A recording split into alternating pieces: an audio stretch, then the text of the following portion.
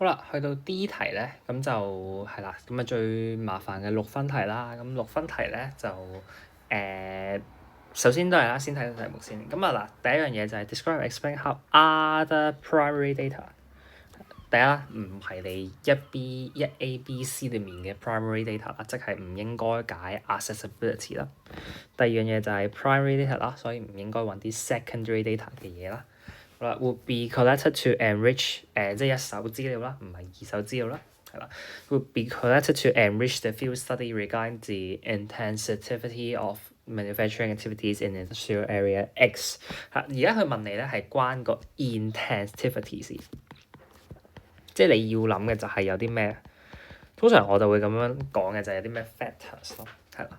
即係你要諗嘅就係有啲咩因素會影響個即係個叫做咩工業活動嘅集約度啦，係啦。你有咩因素會影響佢個工業活動嘅集約度咧？咁你要去諗呢樣嘢。咁有啲咩 possible 嘅因素咧？咁你可以諗到其中幾個因素就係第一啦，就係即係最簡單啦，就係純粹 brainstorm 下，就係 traffic 啦，尤其是係講緊 heavy traffic 啦，係啦。咁嗱呢個位咧係唔係跟住個 marking 去諗啊？純粹係基本上去 brief 一次點樣去諗。第二樣嘢咧就係一啲嘅 pollution related 嘅 data 啦，就例如可能係 air 或者係 noise pollution 啦，或者係 land pollution 啦，或者係 water pollution 啦。咁啊，因為理論上應該工業活動係越集中嘅程度集約度越高嘅話咧，咁你應該個污染都會隨自然增加嘅。好啦，咁嗱交通啦，跟住污染啦，第三樣嘢就係可能係究竟多唔多工人咧？係啦，大家係咪喺嗰度係咪返緊工咧？係啦，咁呢個位可以去問，即係可以透過可能訪問問卷去問佢哋啦。但係小心啊，一陣就會講到一啲好 common 喺呢個位犯錯嘅嘢㗎啦。係啦，咁最簡單可能係呢啲 aspect 啦。咁你至少我會建議你最好諗到3個嘅，凡係操呢種題目嘅時候，每一條你最好諗到3個 aspect。咁當你諗到3個，你先好繼續做落去。咁即係嗱，其實如果大家有聽過可能其他人教 marking 呢一條嘅 marking 咧，其實你會發現咧，呢條如果你寫得好嘅話咧，基本上2個 point 就會夠你攞足6分㗎。咁但係點解要諗3個咧？因為我哋有時候要 play safe 就係有啲 point 咧，你可能寫得唔係好準。即係呢3個 point 面有好多，呢3個 point 裏面各自都有啲好容易寫錯位嘅，係啦。咁啊，或者係有時候其實根本你諗個 point 完全錯咗嘅，即係例如可能有啲人會諗植被 vegetation cover 咁樣樣，咁你嗰個 point 錯咗㗎啦。咁你嗰個 point 錯咗嘅話就好麻煩，你就會成個 point 係冇晒分嘅話咧就咁你就靠其他 point，所以咧如果你淨係諗得2個 point，而你2個 point 有一個 point 係錯咗嘅話咧，咁你就得翻1個 point，咁你得翻1個 point 嘅時候咧，咁就更加唔好啦，係啦，好啦。咁最後有啲咩 point 咧？咁最後其實佢有4個 point 嘅，就4個啦。一個係 type of land use 啦，第二個就係面係喺個官方答案裏面啦嚇。第二個就係air pollutants 同埋 noise level 啦。咁啊第三個就係一啲 flowing and parking of vehicles 啦，即係 number of type of vehicle 啦，loading unloading activities 啦。咁啊第四個就係 occupation of workers 或者 purpose of visit or passerby 即係一啲附近嘅行人咁樣樣，係啦。咁啊我會先講咗第2個 point， 2、3、4先，最後先講1嘅，因為1呢個位有啲難攞啊，即係實際上真實收到嘅 sample 翻嚟咧，會發現咧1嗰條咧整體而言都係偏，即係整體而言都係攞唔到1嗰個 point 嘅分數嘅。係可能最容易就係2㗎啦，就係講 pollution 嘅嘢。咁但係 pollution 咧好多隻 pollution 㗎嘛，即係 pollution 有幾隻㗎嘛，咁幾隻裡面咧，你只可以講2隻嘅啫，就係 air 同埋 noise。咁點解淨係可以講 air 同 noise？因為基本上其他啲你度唔到，即係嗱水啦，水你係度唔到，因為呢度冇一個 water bodies， 冇水體喺度，冇任何一個湖啊、河流啊，即係你又唔會去度咩地下水咁樣樣㗎嘛，咁所以你冇水嘅 system 喺度咧，你係形容唔到佢，係啦，即係你係講唔到任何 water 嘅啲嘢嘅，雖然你可能會學過啲咩 E. coli 嘅 meter 啊，好多隻嘅 meter 咁樣樣啦，咁但係呢個位你用唔到，係啦。第二樣嘢就係land pollution或者係 amount of litter。呢個位咧唔係一個好嘅 measurement，因為嗱第一啦，如果你要去 measure land pollution 呢個 item 咧，咁 land pollution 呢個 item 係好 fake 嘅，你係好難度，即係佢好虛無縹緲嘅。即係如果你講土地污染，咁因為我唔度土地污染，我度實際上嘅操作，咁啊度例如可能垃圾嘅數量，或者係即係可能或者係有冇啲固體廢物咁樣樣咧，咁又唔係幾好，因為咧唔係淨係得工業活動會產生固體廢物嘅。係啦，即係例如可能家居活動或者你側邊，例如可能你廚房、餐廳咁樣都會有好多嘅固體廢物嘅。咁所以唔可以淨係將一啲嘅固體廢物就同工業活動去 associate with 佢哋，係啦。咁呢個係有少少唔係幾好嘅一個 association。咁所以咧最好嘅做法就係 air 同埋 noise。好啦，講完呢個位啦，咁啊先講第一樣嘢諗 point。咁諗完 point 之後咧，第二樣嘢就係開始講個 structure 啦。嗱 structure 係我覺得係一定要識嘅嘢嚟嘅，係啦。咁啊 structure 咧就係兩樣嘢嘅。當你講完一個 data 嘅 type 之後，係啦，當你講完 data 之後，你要講兩樣嘢。第一樣嘢係個 why， 第二樣嘢係個 how， 係啦。咁啊 why 在哪裏咧？就係點解你要揀佢咧？咩叫點解你要揀佢咧？就係你要講到呢個 data， 例如可能你而家喺呢個位空氣嘅 air quality 或者 air pollutants。或者 noise level，佢究竟同 intensity 有咩關係咧？係啦，咁個關係咧唔係淨係講個 relationship，即係唔係淨係話純粹講話high 即係點講啊 high intensity 就 lower air quality 咁就完，咁啊太難啦，係咁你要解釋少少嘅，你要俾少少解釋，即係例如可能個少少解釋就係在於manufacturing activities are usually high polluting and emit a lot of air pollutants，咁呢個就係嗰個少少解釋。咁所以啦 so far 就係如果你 manufacturing activities 越多，咁你咪越勁嘅 air pollution 咯。咁 air 你可以咁講啦，咁如果你係 noise 嘅話，你咪講話喺manufacturing 嘅 activities operate 緊嘅時候咧，就會有好多嘅 heavy vehicle 嘅flow 啦，係啦，即係好多嘅 heavy vehicle 啦，或者係好多嘅heavy vehicle 啦，或者你可以講話佢嗰啲嘅heavy 嘅 machinery 嘅 operation 啦，好嘈啦，係啦，咩 huge noise 啦，咁所以嘅情況就係當工業活動越多嘅時候咧，咁 level of noise pollution 同埋 level of air pollution 都會上升，係啦。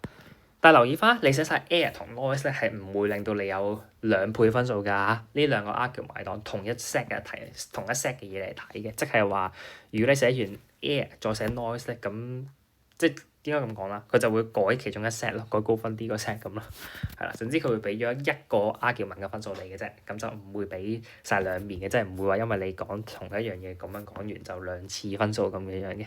咁呢個位咧，你解釋咗個 relationship 咧，就會有1分啦。好啦，咁跟住然之後咧，解完個 relationship 之後，你哋講去 how 啦，就係點樣去 collect 個 data 咧？咁 collect 個 data，首先你講咗點基本嗰個 collection 啦，就係by 咩方法？咁 by 咩方法有幾種嘅，不嬲都係就係機啦，係啦，度機啦，咁度機包括埋 counting 啦，跟住可能係observation 啦，environmental assessment form 啦，跟住 interviews 啦，questionnaire 啦，interview questionnaire 都係當同一 group 嘅咁樣去處理啦嚇。好啦，咁啊呢一次嚟講咧，好明顯啲 air quality 嘅嘢最好方法一定係 by measurement 㗎啦，有機度嘅嘢就揀度機㗎啦，係啦。咁啊度啲咩機咧？咁你要講清楚㗎喎，就嗱 air quality meters 咧，我睇過唔同嘅 sample 咧，有啲 marker 係會俾分嘅，但係好多 marker 如果你淨係識 air quality meter 咧，佢會打箭嘴會唔俾分你嘅，咁所以你最好講清楚係邊種嘅 air quality 嘅 meter 啦，即係例如可能係 PM2.5 meter 啊，carbon monoxide meter 咩 particulate meter、dust meter，總之你俾翻一個explicit 嘅 air pollutant，而佢 reference 嘅嗰個 meter 咁樣啦，係啦。咁講完個工具之後咧，會有1分嘅。咁啊 noise 就會係可能係 decibel meter 啦，咁有啲人都會有啲佢都會接受你寫 noise meter 或者係你寫 sound level 都 OK 嘅。但係咧留意翻，如果你寫 sound 嘅話，你都要 link with 翻 noise 㗎嚇，係啦，即係 sound 你都係要 link with 翻個 noise 嘅。你唔可以話係淨係純粹聲咁樣就算嘅。如果你全篇嘢即係全段嘢淨係出現聲冇任何 noise 嘅 concept 喺度咧，咁都係好難去俾分嘅。好啦，咁啊，其實呢度咧，如果你寫得啱嘅話啦嚇，如果你寫得啱嘅話咧，你呢度你已經會有3個分數噶啦，就係你講啱咗個 data 啦，會有1分啦，跟住然之後解釋咗點解呢個你會揀呢個 data 啦，佢同 intensity 有咩關係啦，會有第2分啦，第3分就係你用咩去度啦。咁有冇可能會攞多過3分咧？其實係有機會嘅。咁就係例如係你解釋翻仔細你點樣度，咁仔細點樣度咧？通常咧就會有少少似你平時講嗰啲 increase reliability 同埋 increase validity，尤其是 reliability。咁嗱，但係咧呢個位咧，我要澄清一點啊嚇，就係我唔係建議大家去不斷講點樣去喺呢啲 measure 唔 improve 佢 reliability。我只係想借住你講 reliability，我想提醒你就係講多少少 detail。咁有啲咩叫講多少少 detail 咧？例如係可能你度幾多個 reading，你做幾多次 reading 咧？你幾耐做一次 reading 咧？係啦，喺邊度做每個 size 都要做一次咁樣樣咧，係啦，你係講多少少呢啲 detail，但其實個 enhanced reliability 唔係重點嚟嘅，個 enhanced reliability 係個即係引子係我想借住呢樣嘢提你，你講多少少嘢啦咁樣樣，係啦，千祈唔好就住個 enhanced reliability，跟住你係咁講唔同嘅 point，即係你呢個位你繼續 elaborate 落去啊，又話咩啊？我要係相同，即係每一 group 嘅人要相同時間度，跟住要喺唔同時間再度多次。你講呢度你 measure，你淨係講一個 air quality measure，你形容到天花龍鳳都好咧，呢度都係得個1-2分嘅啫，即係都係俾多你1分咁樣樣嘅啫。咁所以千祈唔好 overemphasize on 點樣樣去 improve 個 data reliability。Instead 你當佢係一個逼你講多少 detail 嘅嘢就 OK 啦。因為呢條佢叫你 suggest 一啲 data collection method，佢唔係問你evaluate the methods to and improve the validity and reliability of data collection 咁樣，佢唔係咁樣做，佢係另一種題型嚟。係啦，咁啊睇下啲 sample 啦嚇，先睇下英文 sample 先啦嚇，咁啊。to measure air quality， 咁呢度會有 OK 啦，係啦，咁又講咗嗰個 type 啦，咁 PM2.5 meter 攞嚟 measure 啦，咁啊 detect 濃度 of PM2.5 啦，咁啊就咁佢就個仔細下形容下個步驟嘅，即係 raise the meter above head measure the data for a minute and record into environmental survey form 咁樣樣，係啦，好啦，咁呢個位咧就係佢又點樣樣去做咧？咁呢個 sample 咧其實就佢就會 improve validity 咁樣樣形容嘅，咁佢點樣做咧？就係 moreover students may also give the score based on impression for reference because the meter may be unable to detect the best smell， 咁你就可以寫翻就係如果你 detect 到 best smell 咁你就寫翻落去，咁 same students should do this collection to increase the validity and the gradings 咁樣樣，係啦，咁你可以咁樣樣去做，咁呢個位就係你去仔細咁樣講，就係你點樣可以 improve 到嗰個validity and reliability。咁但係咧，你問我咧，我就會整體覺得啦，即係我寫咗咁多個 argument 咧，我覺得咧validity 係難講嘅。咁通常正常情況下咧，講 reliability 會容易啲嘅。咁所以咧你就最容易就係諗翻就係、其實 so far 唔係叫你逼你講 reliability 咧，就係你諗翻呢個基本嘅要求，即係例如可能係幾多分鐘度一次，度幾多次。跟住喺邊度度？你諗翻啲最基本嘅要求咁樣樣，係啦，即係 how many， 跟住 how frequent 或者係 when 啦，係啦，跟住然之後 where 係即係嗰啲六何法裡面咁樣樣，你砌翻晒啲 component 就 OK 㗎啦，唔需要諗到太天花龍鳳。係啦 noise 都係咁樣做嘅啫，就係度幾次 reading， 幾耐度一次。睇邊度度，係啦，好啦，咁跟住留下啦，咁啊，所以呢度咧佢就3個 tick，就呢個 point 已經會有3分㗎啦，即係你咁樣寫已經會有3分㗎啦。好啦，跟住就留下啦。Fifthly, we can measure a sound level by using sound level meter， 咁啊就可以 hold the meter at each sample point with microphone facing out， 咁佢就 collect 咗3個 results， 你見到啦，嗱佢寫得仔細啦，就係每個 point 攞3個 results， 咁呢度咪多1分咯，係啦，咁啊 average sound level 就會點樣去計 using relevant website on internet， 咁呢個位應該唔係好知講咩叫 relevant website on internet， 即係點？即係 Excel 計 average 唔知，可能係啦。In general, the louder and noisier the sound level, the higher the intensity of manufacturing activities。嗱呢個位咧，佢係冇攞到第4分嘅，即係冇攞到解釋個 data 你點解要揀佢嚟做呢個 study 嘅原因嘅，係啦，咁點解咧？因為佢淨係寫咗個關係就係 noise 就 higher intensity 咁樣，但係你要解釋翻個原因就係點解咧？就係因為 manufacturing activities 會 involve 到一啲嘅 use 或者一啲 flow of heavy vehicles 啦，或者係會 involve 到啲 use of heavy machinery 啦，兩者都會 produce 一啲好嘈嘅 noise 咁樣樣啦。咁你俾翻一啲解釋嘅。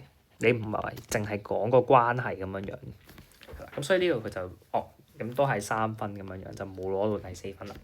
咁有冇4分嘅 sample 咧？今次有中文嘅4分 sample 啦。咁呢個就你當係我改出嚟啦，英文嗰啲咁樣改翻出嚟啦，係啦。咁就可以收集到工業區嘅噪音污染水平啦，咁同埋空氣污染水平啦。咁其實我應該要喺空氣污染水平嗰個位度停，係啊，搞錯咗，空氣污染水平嗰個位度停嘅。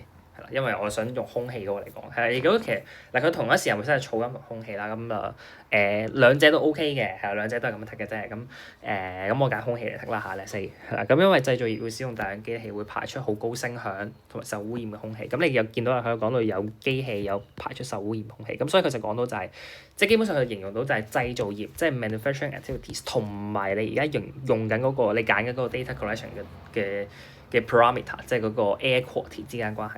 好啦，學生可以分成7組，就係因為佢7棟樓嘛，喺本身個 case 裏面，喺7棟揀咗個樓裏面，同時使用分貝計同埋懸浮粒子計。咁呢度最主要講緊懸浮粒子計啦，咁即係講咗個 apparatus 出嚟啦，係啦，即係係啦。咁啊呢度就講咗個 data 啦，跟住呢度就講咗個 reason 啦。好啦，跟住然之後就擺喺試驗水平，確保唔受任何嘢阻擋，計時1分鐘，1分鐘每10分鐘度一次，做5次。咁啊講咗一啲嘅how 啦，即係點樣去 improve reliability 裡面嘅一啲 details 啦。其實唔係，即係唔係呢個位唔係真係想講 improve reliability 又重複多一次，純粹係想用呢個位想提醒大家，你可以咁樣諗去令到你寫到多啲 details。係啦，咁後面就可以畫3張散佈圖，呢個都係咧好多人喺呢一屆會咁樣做嘅，就係大家會寫埋點樣去做 data processing 嘅。但係留意翻呢條題目咧，佢就係問你 data collection， 佢就問你 collector 啫。所以咧，所有嘅 processing 咧都係 IR 嘅，即係你去講佢點樣處理啲數據咧，唔關你事，唔使講。呢位係唔需要講嘅。咁啊呢個位咧就係少數咧可以一個 argument 就攞足4分啦。咁啊，通常其實喺呢條題目裏面6分啦，咁好合理地啦，6分一個 argument 封頂攞4分係好合理嘅。咁你叫佢一個 argument 就可以封頂攞足4分啦。好啦，跟住啦，去到第二個data 咯喎，就係 flowing and parking 啦。嗱，留意翻呢個位咧，唔係就係講數車啊，數車唔一定有分嘅。如果你講數車，樓下都會見到有啲 sample 寫數車咧，唔一定有分嘅。你要講到個數車係關咩車事？最主要就係關一啲 heavy large vehicles， 或者你俾啲例子，就係可能係貨車啊，一啲可能係上貨落貨車等等之類，或者係一啲可能細型嘅 van 仔咁樣樣。總之係啲你會關一啲工業用嘅車，唔係一啲私家車、巴士或者小巴嗰啲的士嗰啲，唔關佢哋事。因為點解唔關呢啲嘢事咧？因為其實呢啲嘢咧唔一定喺 manufacturing 度揾到，你可以喺 commercial 度揾到。咁而家我就係想分辨 manufacturing 同埋 non-manufacturing 啊嘛。咁如果我 commercial 揾到嘅嘢，點解我要睇佢咧？係啦。咁所以就係啦。即係點解你需要點解 heavy vehicle 會 involve in industrial 嘅 manufacturing activities 咧？最主要就係可能佢要運一啲嘅raw material 啦、product 啦，係啦，即係用翻啲 C3嘅 term 啦。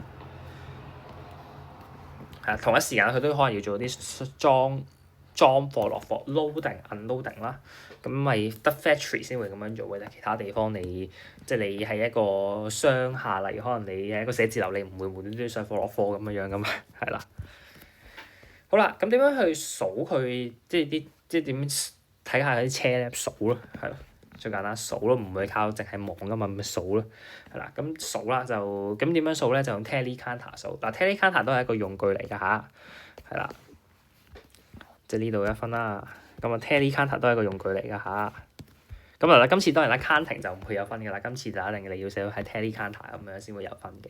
咁有啲時候有啲 marker 可能覺得 tally counter 都有啲簡單，可能唔俾 tally counter 嗰分添。係啦，咁但係你都有其他分可以攞到嘅。例如邊啲位你會攞到其他分咧？咁例如可能數翻車啦，而數翻車之後你要將啲車分類嘅，分翻類做邊隻咧？你要分翻去做唔同嘅類型啦。而最重要我哋需要嘅係呢隻。基本上如果我見到呢隻咧就會有分，冇呢隻冇分，係啦。咁你可以再講埋嘅就係你度幾耐咧？可能1分鐘度一次啦。當然啦，呢個位小心啊！你數車嘅嘢同前面就有啲唔同嘅。前面咧就係每5分鐘度一次咁樣樣啦嚇，跟住度到佢有個 stable reading 為止咁樣樣啦。呢一度數車有個時間嘅，你要喺個某個 time frame 嘅數，如果唔係車係源源不絕，你數唔晒嘅。係啦，咁而個數嘅時間唔應該太長嘅。咁即係同你 coast 都係類似 coast 你數 wave 你都唔可以數太耐，你最多數2分鐘嘅啫，你唔可以數半個鐘咁樣樣嘅，好辛苦嘅。咁所以你要舉一個合理嘅時間啦，1分鐘咁樣樣啦，即係唔好超過10分鐘啦，超過10分鐘好離譜㗎啦，係啦。咁另外啦就係你可以嘗試俾多少 detail 嘅，即係例如可能係佢會喺唔同嘅 different time 度攞個 traffic 嘅 data 啦，等等之類啦，或者係佢會 take 翻個 average 啦，因為你一刻嘅車流量係好 random 㗎嘛，係啦。好啦，using a tally counter 跟住就number of heavy vehicle。咁另外啦就係呢度咧就講緊個 traffic flow 啦，上面呢個就講緊個 traffic flow 啦，係啦。後面呢個應該要用第二隻色。咁呢度咧就講緊第二個就係講緊 loading unloading 啦。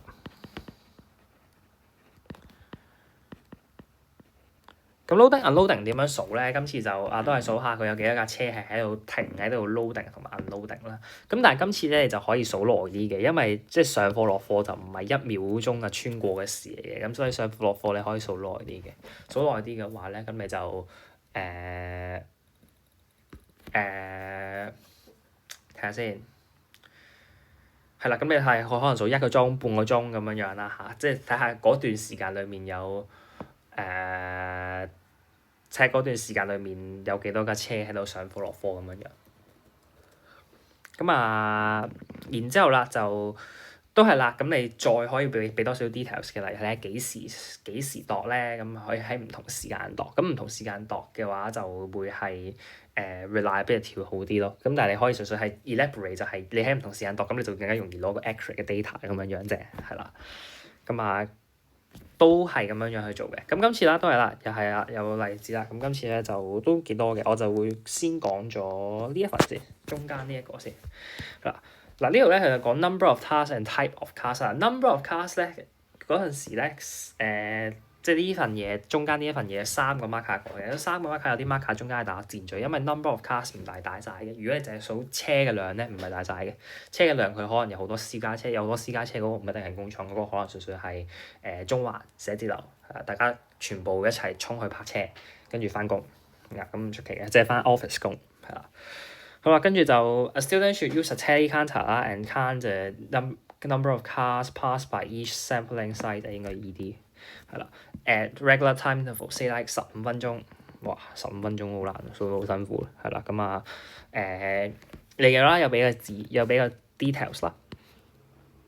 好啦，跟住 the group of students should also divide to small group，collect the data at same time to increase the reliability。但係你見到唔係好多老師喺呢啲位會 take 㗎，因為呢啲 detail 你講一個咧咁就 OK，但係你講得太多個咧，大家就唔理㗎啦，係啦，即係佢呢啲 detail 唔係你講多，你講一個就可能會有多分，但係你講多10個唔會等於有多10分嘅，係因為條題目得嗰6分咁大把，如果佢6分裡面有2-3分都係俾你喺呢啲 detail 度，咁佢咪根本唔係 test 緊你知唔知道有啲咩 type of data 咯，係啦。好啦，跟住就 other students should also mark down。嗱呢個位就重要啦，呢個位就決定咗呢個 point 究竟係有分定冇分啦。就係你要講翻佢係有啲咩車，因為最主要我哋嘅 focus 係大車啊嘛，大貨車啊嘛，所以佢呢個位咧，如果佢冇咗呢一個 point 咧，咁基本上呢個就好大鑊噶啦，就全個 point 會冇分㗎啦。嗱而家佢有寫 trucks，咁所以咧呢度成個 point 就會有分嘅。motor cars, private cars at same time is also suggest that whole process should be recorded and increase the accuracy of counting。哇！仲要攞埋部機去度，成本好高，係啦。these data should be well collected as the manufacturing activity should involve more heavy traffic。呢個最後啦，去到啦，就係佢話點解要攞呢啲嘅數據咧？就係因為工業活動咧，其實就應該會有多啲嘅 heavy traffic 同埋 more 嘅 cars vehicles，as well as more trucks to send out the finished product。佢又講到有啲貨車會 send 翻，即係會運輸翻佢哋嘅完成咗嘅產品出去個市場度啦，咁而中間你就會有好大貨車經過啦。呢個位就係佢最後解釋咗點解你會用度車，尤其是度大車嚟作為攞數據啦。咁所以咧呢度咧3個 marker 裏面咧有2個都會俾咗4分，1個俾3分咁樣樣。呢啲就係啲高分嘅 argument 啦。見佢好多嘢都講齊晒，佢講咗要度啲咩啦，點樣度啦，度嘅時候嘅 detail 啦，同埋就係點解要度啦，你啲全部都講齊晒㗎嚇。好啦，跟住講埋上面嗰個啦。咁啊上面咧就類似嘅就係啦，就係講traffic 嘅 flow 啦。咁就嗱喺呢度佢就有講 pedestrian 嘅呢個位，順便講埋啦，就係其實呢個第3個可能第4個 point 咧就係 pedestrian 咧係唔係呢度唔關事，因為行人嘅數量同工業活動係冇乜關係，甚至可以咁講啦，工業活動附近其實係好行人 unfriendly 嘅，係啦，即係喺一啲工廠區其實係 pedestrian unfriendly 居多嘅，因為工廠區最主要嘅目的就係要俾車可以快速咁樣通過，而唔係俾你啲人可以喺裏面即係佢俾你啲人好方便穿梭，但係啲車唔方便係冇用嘅，係啦。咁所以人係唔關事㗎，喺呢個 pedestrian 係唔關事嘅，行人啦。好啦 collected to investigate the relations between accessibility and intensivity。因為我呢度好多嘅打出嚟嘅都係用 AI 打啦，咁 AI 個 bank 裏面可能冇 intensivity 呢粒字啊，所以佢就好多都幫我譯咗做 intensity 啦，係啦。但係我相信好多時大家即係啲 sample 打嘅時候，佢哋寫嘅時候咧，佢哋其實寫 intensivity，大家好乖跟住係靠題目咁樣寫嘅，但係係啦，咁呢個就唔係好關佢哋事嘅。好啦 ，the students should use stratified sampling for choosing the study points。嗱，留意翻呢句説話嚇，呢度咧係唔關事嘅。你係唔需要話俾人聽點樣去揀 study point 嘅，除非你個 sampling method 係關你個 data collection 事。咩叫 sampling method 關 data collection 事咧？例如可能後面 interview 就會關事。但係咧正常情況下咧，你係唔需要話俾人哋聽你要用啲咩 sampling method，因為而家人哋問緊你 data collection 啊嘛。咁你係先 sample 咗個 building，跟住你先再做 data collection 啊嘛。咁所以嗰部分已經唔關事，我當你 sample 好咗，唔使話俾我聽你點樣 sample 嘅，係啦。好啦。跟住個 strata 點樣樣啦，跟住就都係啦，呢度都唔關事嘅。At each sampling point, students would use a tally counter 都係啦 ，tally counter 咁啊數下有幾多 pedestrian vehicle，咁啊 along 5-minute interval details 位啦，係啦，咁啊然之後咧就the time can be measured using a stopwatch. Pedestrian and traffic flow data obtained can be used to investigate whether pedestrian flow 嗱呢個位就唔關事嘅，係啦呢個位咧呢個位咧，呢個 sample 咧有少少係解錯一樣嘢嘅，就因為咧大家可能俾條題目嗰個 case 誤導咗，因為條題目一開始呢個 case 係 discuss 緊可達性，即係 accessibility 同埋嗰個集即係嗰個密集程度咯，唔係好記得咗中文係啦，個叫咩？中文叫咩？睇下先，集約度係啦，即係個 intensivity 咧，佢。呢兩樣關係，咁但係咧，而家條題目淨係問緊你佢對個 intensivity 嘅關係啫，佢冇問你 accessibility 啊嚇，即係條題目咧係問緊你，條題目問緊你乜嘢會影響個集約度，唔係問緊你乜嘢會影響個可達程度，再影響個集約度。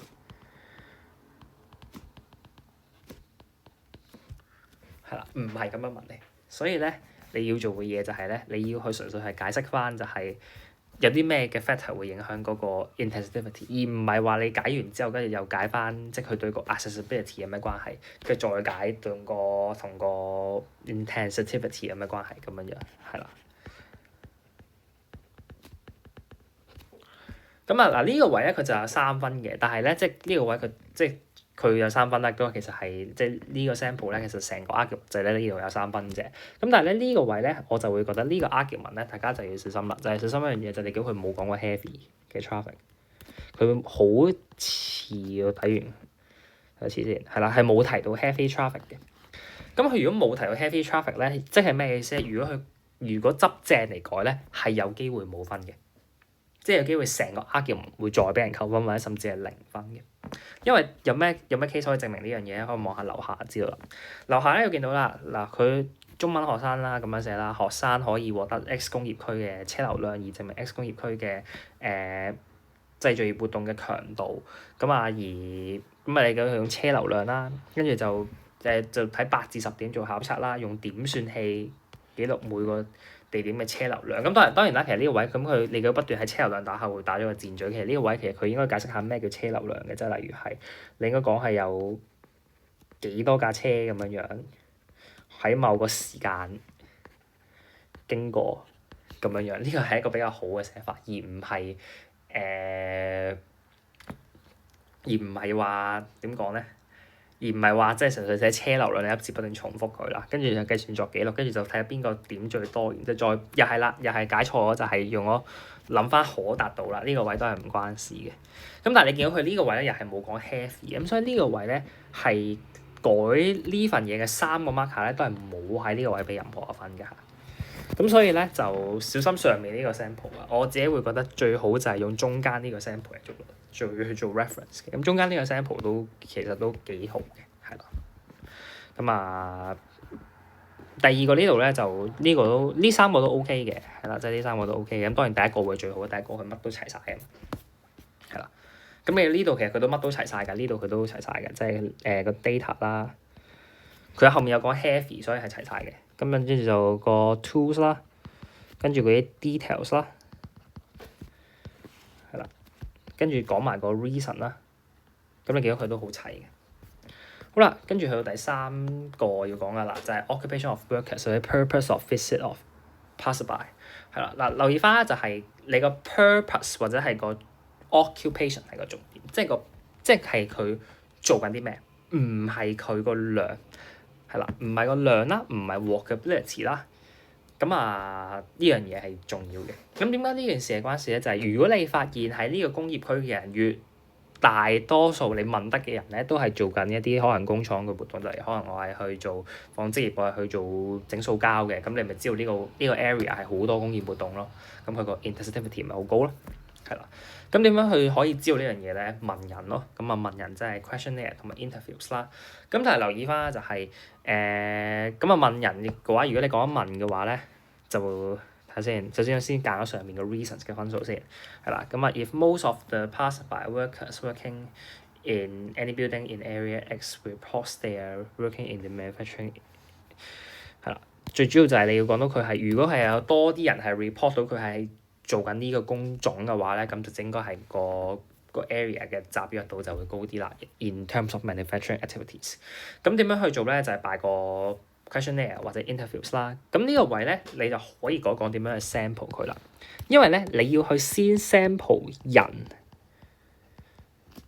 inside 個 building 嘅 inside each building 咧，你都係要去先 sample 人，你先可以再做嗰個 interviews 或者 questionnaire 噶嘛。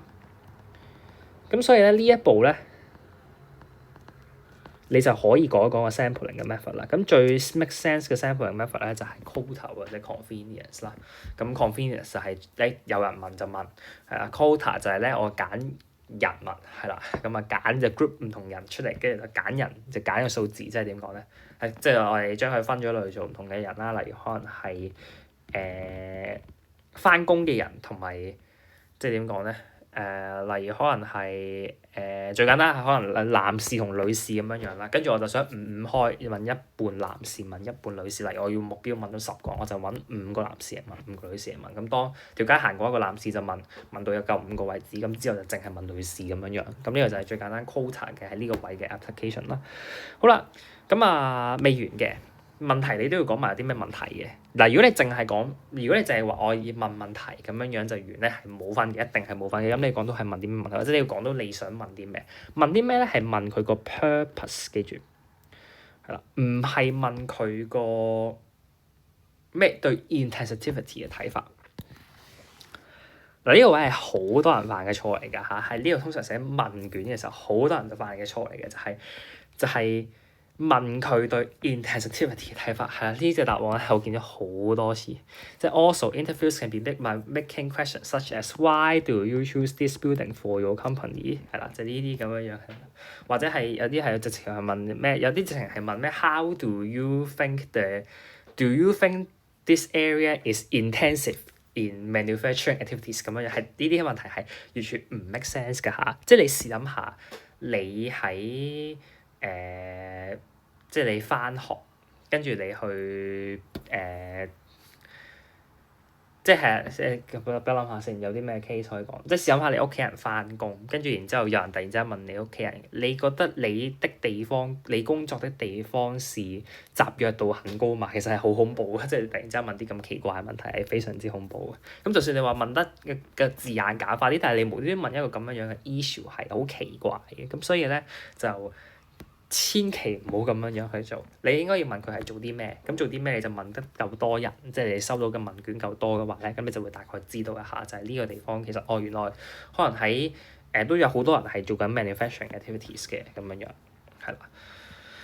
咁所以呢個咧就冇分㗎嚇。好啦，咁睇下啲正確少少嘅答案啦，就係嗱 collection of questionnaire regarding to purpose of pedestrian flow 啦，都係講咗 type 啦。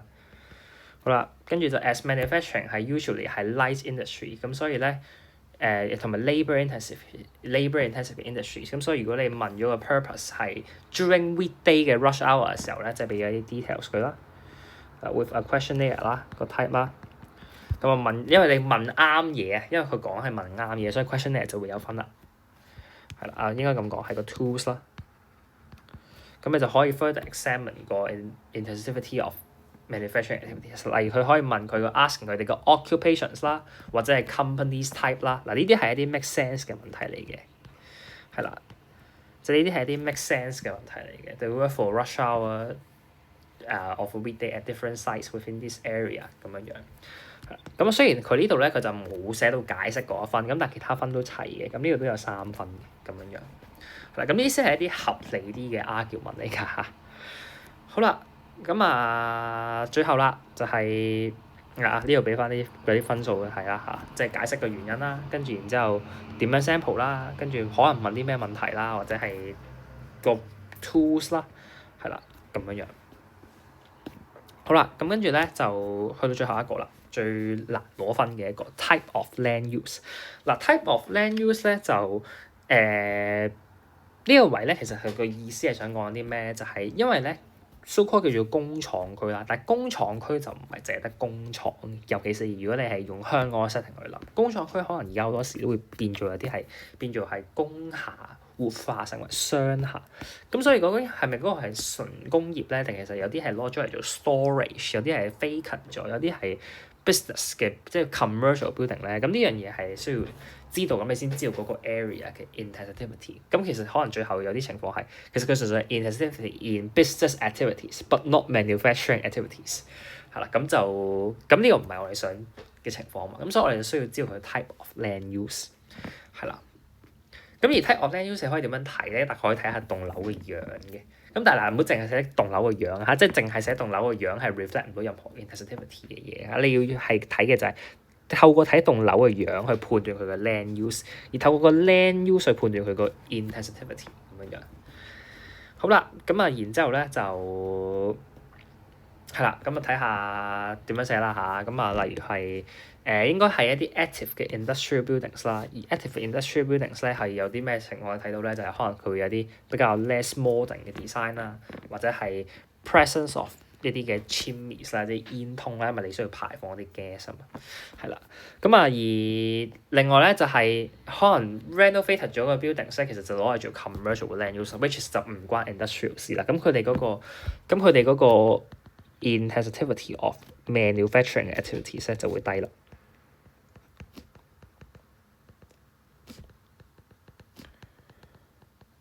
即係佢哋嗰個喺工業活動嘅集約度就會低啦，因為佢其實係商廈嘅，佢係商業活動嚟嘅。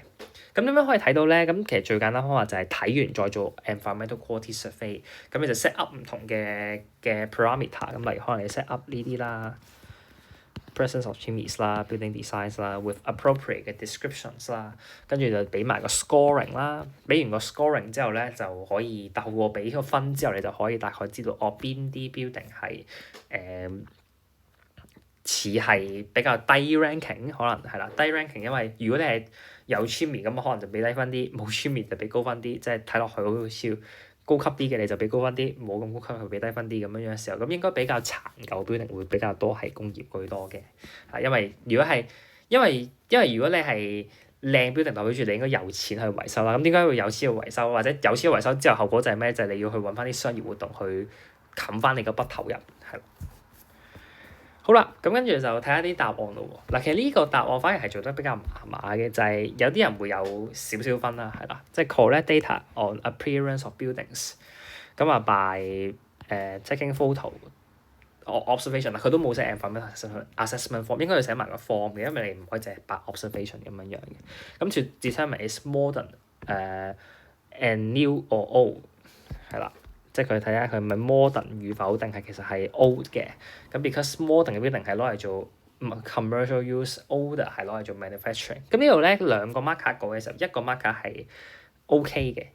三個 marker 講嘅時候，一個 marker OK，咁有兩個都係唔係太 OK 嘅，係啦，因為佢用咗 appearance 做開頭咧，咁就觀感上唔係幾好。佢又之後去到後面先講嗰個 land use 嗰個解釋，咁所以咧呢個位咧佢就唔係個個都 buy 呢個 idea 㗎嚇，係啦，講明先，係啦，即係呢個位 type of land use 係比較尷尬。其實你已經喺前面咧。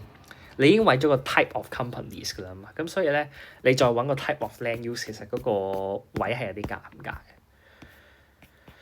好啦，跟住啦，咁另外啲嘢有人寫過就係 count the number of chimneys 啦，但係佢本身上面咧，即係佢上一段係寫 air pollution，因為 chimney 本身係關 air pollution 事，咁所以你見到咧佢就會寫 R 嘅。係啦，咁但係如果你唔計呢個位咧，咁可能呢個位佢會有1分仔咁樣樣啦，係啦，即係1-2分咁樣，即係佢寫 number of chimney 啦，個 data 啦。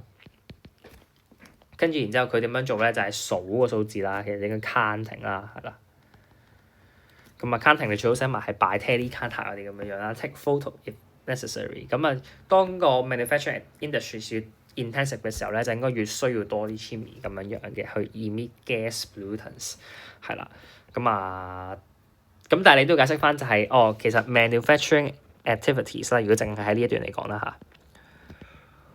咁會 produce 到 air pollutants 嘅，係啦，你要解釋埋呢樣嘢嘅，跟住所以你就需要多啲 chimneys 咁樣樣啦，係啦。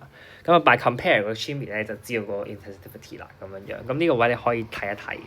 好啦，最後啦，呢個 argument 係最有機會攞最多分嘅 argument 嚟㗎啦。咁啊，但係你個分數都係好似係有人俾3分啦，有人俾1分啦，有人好似係都冇乜俾分咁樣樣啦，係啦。咁啊 thirdly use observation to 嗱個 thirdly 唔係即係呢度1、2、3 thirdly 係純粹嗰位學生寫嘅 thirdly 咁樣樣啦。to identify a design of building and appearance of building 啦，咁啊都係啦，幾個寫 design appearance， 其實最好咧就寫係 identify 個 land use of building， 係啦，最好你問我嘅話寫 identify 個 land use of building， 跟住你先再寫翻係 inside 你其實係點樣係 identify 就係 by 個 design 同埋 appearance 係。好啦，咁啊 manufacturing 就 usually 會係 locate a building with poor maintenance 啦，係啦，咁啊用 assessment form 啦，咁啊都寫得幾清楚，有寫according to design level of greenery 有俾分數，咁所以呢個都會有啲 details 嘅分數嘅，係啦，即係其實佢都呢個位咧算係，如果你係真係想睇1號仔嘅 just 即係 demonstration 咧，你就可以睇呢一個啦，就係因為佢都寫齊晒個 type of data 啦。reasons 啦 details 啦，佢都寫齊晒嘅。咁但係都係啦，唔需要寫咩 draw a scatter diagram 啊嚇，係亦都唔關 walking distance 事啊，都係嗰句啊，唔關上面嗰條題目事㗎嚇。係啦，咁啊就係咁樣樣去做啦。咁啊總結翻先，係啊，因為都講咗好耐。係啊，咁啊總結翻先啦嚇。第一就係大家唔使擔心呢份嘢咧，你當然啦，你隨住時間你可以 cap 啦。第二嘅，但係我會呢份嘢嘅。即係文字嘅嗰啲答案啦，唔計下面嗰啲 samples 咧，咁我會中文、英文版咧，我都會有喺樓下嘅一條 link 裏面 attach 咗嘅。咁我相信對中文嘅同學嚟講係好消息嚟，因為我平時好少擺中文嘅嘢啦。但係我就即係運用咗呢個人工智能嘅幫助下，嘗試將佢譯做中文啦。所以啲中文唔一定係啱晒㗎嚇。大家如果發現有啲中文即係個字眼上唔係咁啱嘅，大家多多包容啊，係啦，一切以英文版作準，OK，但係即係照俾中文同學可以睇下啲解釋先。好啦，咁另外咧就係重複翻個 structure 啦，就係記得每一樣嘢 suggest 嘅時候，先 suggest 個 data， 解釋下點解你需要佢，即係佢同你而家嗰個 regarding 個 study 個關係係啲咩，跟住再講點樣去攞佢。攞佢嘅時候你講幾樣嘢，第一就係用咩方法，大腦方法你要俾到名佢啦，跟住如果係有啲 tools 嘅話，你要俾翻個名佢啦，跟住俾仔細嘅 details，例如可能係environmental 嘅 survey 可能就俾翻有啲咩 parameter， 俾個分數佢。咁如果係 measurement 嘅就寫下佢度幾多次，度幾耐，係啦。take 個 average 咁樣樣，跟住可能如果係問卷訪問嘅就寫翻個題目問題，同埋問邊個問題係咩，用咩 sampling 等等之類，係啦，咁呢個都係即係好重要嘅 structure 上面，係啦。咁啊，就 cut 講埋一啲其他唔好多都會再寫錯嘅嘢啦。我見到啦，例如有啲人會寫，見到有啲人都會寫其他嘅一啲唔關事 variable 嘅。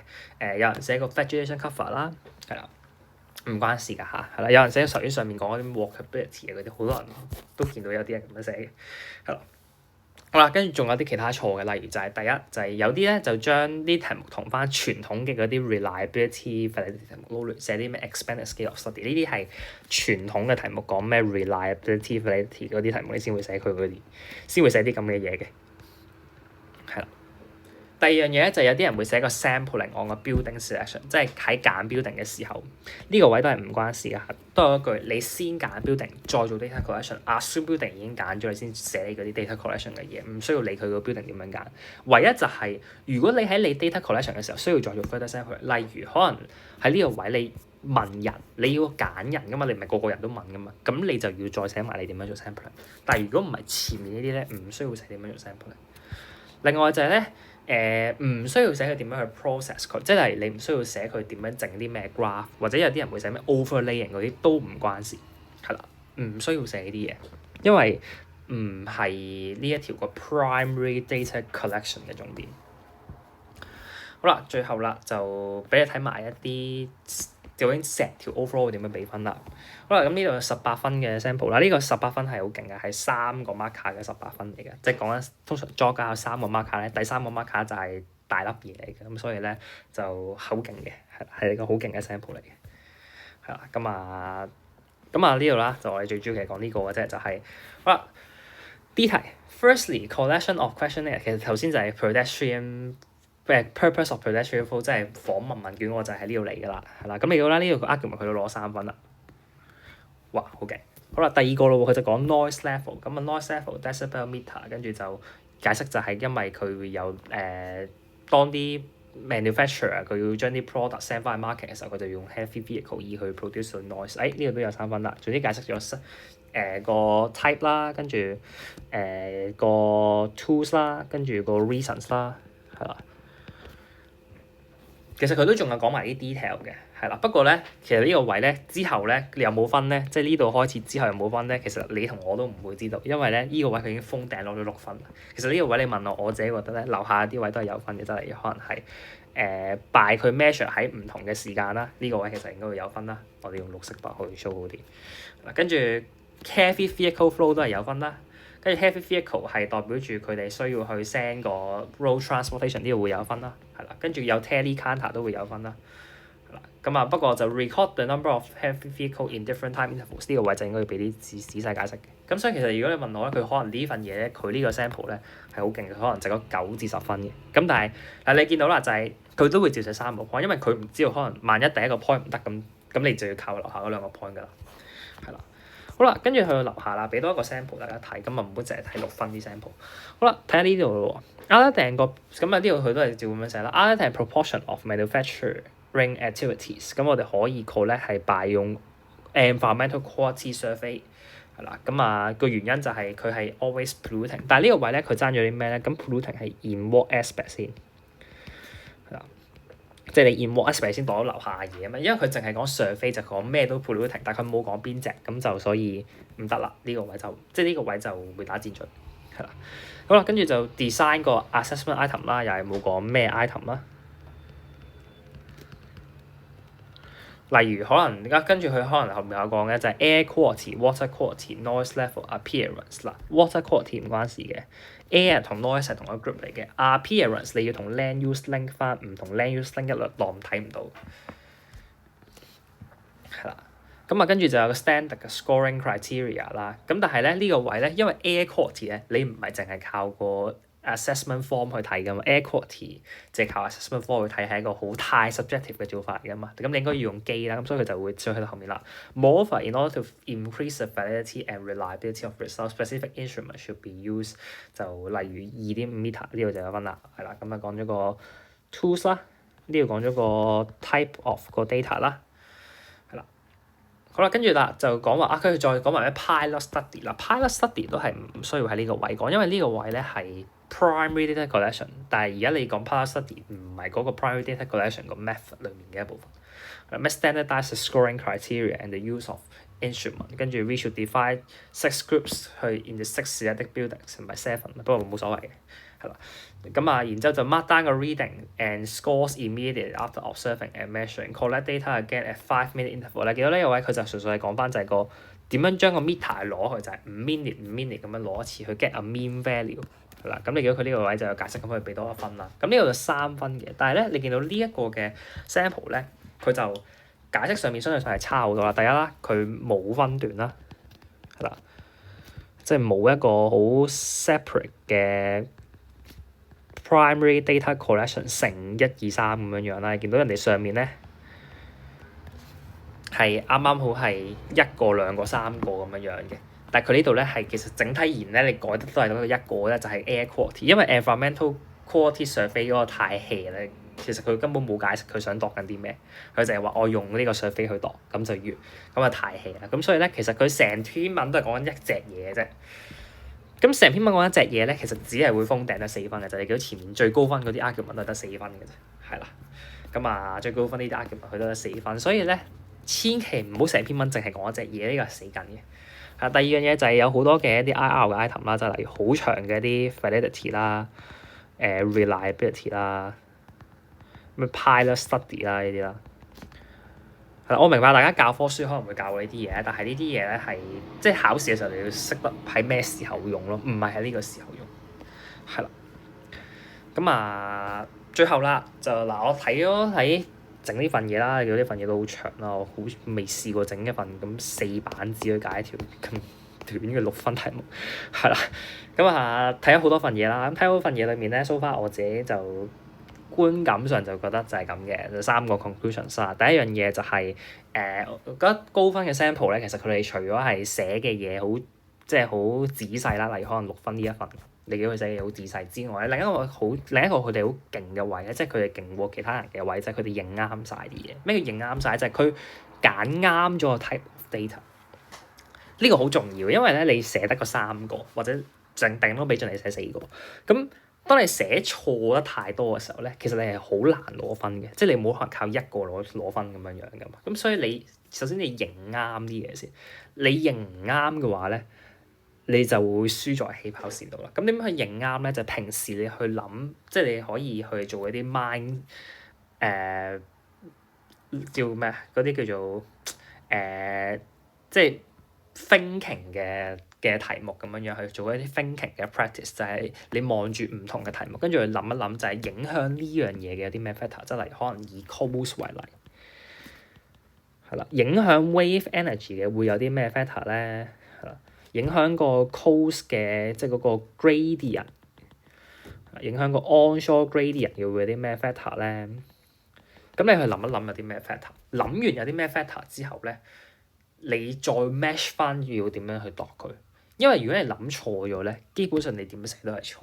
咁所以一定要諗啱咗先，呢個第一樣嘢。第二樣嘢咧就係你會發現咧，其實好多時咧係一啲中等分數開始嘅 sample 啦，就會有一啲好奇怪嘅答題 structure。例如可能呢一條咁，其實呢一個 structure 咧都好明顯係一個唔係太足夠 training 嘅 structure。因為如果足夠 training，應該你好似6分咁樣樣寫，就係我之前應該喺教FBQ Part 4嘅時候我都有教過，就係你每一段你就寫2至3段咁樣樣嘅嘢，跟住你就寫清楚你要度啲咩，點解你度佢，